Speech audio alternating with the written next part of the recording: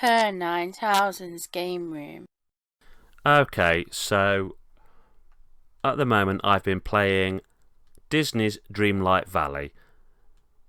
Basically, it's a sort of Animal Crossing meets Harvest Moon game, which at the moment is on early access, but eventually is going to be a free-to-play game, where they're going to make the money out of you through selling some moon points or some other such term for them.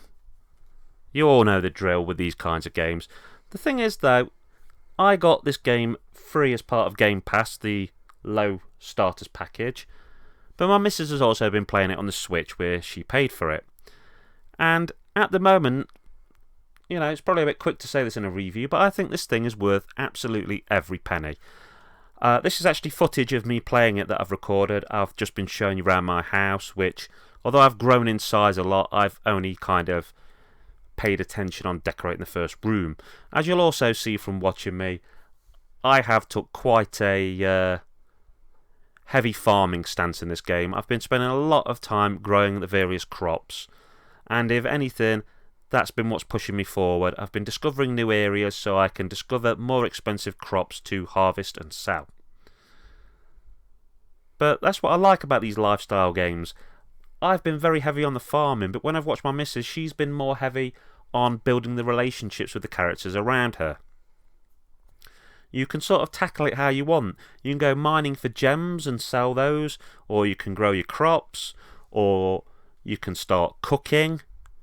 There's a whole host of things you can do in the game, and you can do a mix of them or focus on one. Eventually you're going to have to do a bit of all of them if you want to progress the story. Now, something probably that people will wonder with this game being an early access is how much story and how many characters are there. Well, actually, a surprising amount. I've not unlocked everyone you can get at the moment. In fact, I'd say I'm 2/3 of the way there. But I've seen my missus unlocked everybody.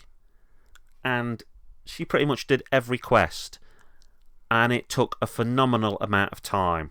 If you're thinking about games in the way I do sometimes, when you're thinking about how much of an investment they are in terms of money to hours of entertainment, then there is certainly more than enough here.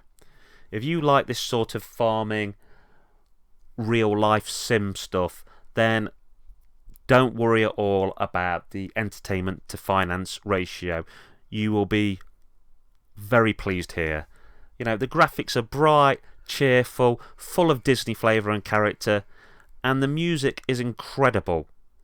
The music is full of all kinds of different versions of Disney tunes. Sometimes you'll be sort of tapping along to something, and then you'll realise that although you didn't recognise the song at first, the undercurrent in the song happens to be a rendition of some Disney theme that, was from your childhood. Also, an interesting thing to note is that they have took into consideration streamers and stuff. If you go into the settings, there is a switch you can flick which will change all of the music to music that doesn't have basically copyright. So stuff that you can play in YouTube videos and TikToks with no worries whatsoever. And I think that's quite a neat little touch. They've clearly realised that people are going to want to talk about this game online and are going to want to record footage of it and not get their hard work thrown sort of down the drain by a little copyright issue, which I think, that's just absolutely wonderful of them to think about that. So many companies nowadays don't realise that all this YouTube and stuff really is free advertising for them, and people will spend hours making videos of their games to just lose it. No, clearly, Disney and Gameloft, who've made this, have in mind how powerful your fans can be and that your fans can be your biggest selling tool.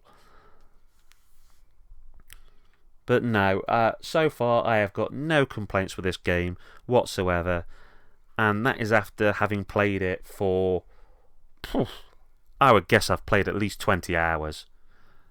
And like I said, my missus has played far more than that.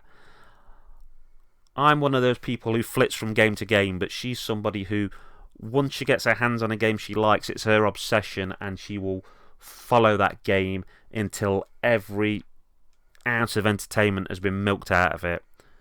and she's been playing it in pretty much every moment of her free time since she got it, and she's still loving it. So I suppose, it's weird trying to score a game that is in early access, but I'd probably give this game an 8 out of 10 based on what is currently there. At the moment, other than the money that you put in to get the pack you start the game with, there isn't any need to add any more finances, so that might change in the future, but what I'm reviewing is what exists that you can buy today. Okay, that's Kerr9000 signing out, saying, keep on gaming. Latest taters.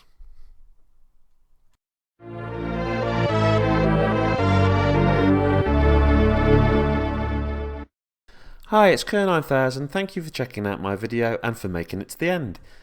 If you'd like to subscribe, then there'll be a little thing for you to click on right near the end, and you'll also see a link to one of my videos and one of my playlists. I make reviews of horror films, both modern and retro video game reviews, science fiction film reviews, and all kinds of other stuff. I even show off some of my collection. You can also find me on the Retro Gamer Unofficial Forum, which is a great place for retro gaming chat, and it keeps on growing every day. It's well worth checking out. Once again, thank you very much, and have a great rest of your day. Take care. Bye.